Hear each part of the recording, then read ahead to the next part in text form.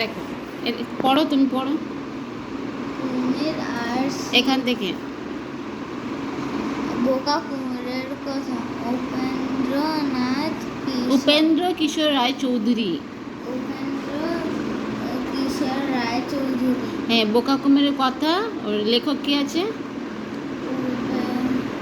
উপেন্দ্র কিশোর রায় চৌধুরী। দেখো কি আছে, কুমির আর শিয়াল মিলে চাষ করতে গেল। কিসের চাষ করবে? আলুর চাষ। আলু হয় মাটির নিচে, তার গাছ থাকে মাটির উপরে, তা দিয়ে কোনো কাজ হয় না। বোকা কুমির সে কথা জানতো না। সে ভাবলো বুঝি আলু তার গাছের ফল। তাই সে শিয়ালকে ঠকাবার জন্য বলল, গাছের আগার দিক কিন্তু আমার, আরও গোড়ার দিক তোমার। শুনে শিয়াল হেসে বলল, আচ্ছা তাই হবে। তারপর যখন আলু হলো, কুমির যখন সব গাছের আগা কেটে তার বাড়িতে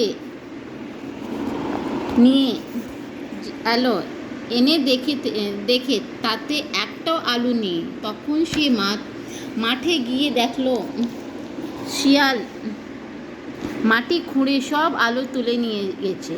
কুমির ভাবলো, তাই তো গিয়ে এবার বড্ড ঠকে গিয়েছি। আচ্ছা, আসছেবার দেখবো।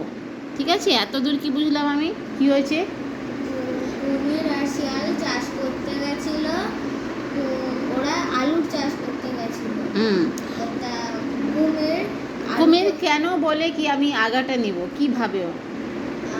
আলু তো গাছের নিচে হয়, কিন্তু কুমির কি ভেবেছে ওটা ফল আছে। সেটা জানতো না। ও ভাবলো কি এটা তো ফল আছে, আর ও ভাবলো আমি শিয়ালকে ঠকাবো, তাই জন্য বলেছে আমি আগাটা নিব।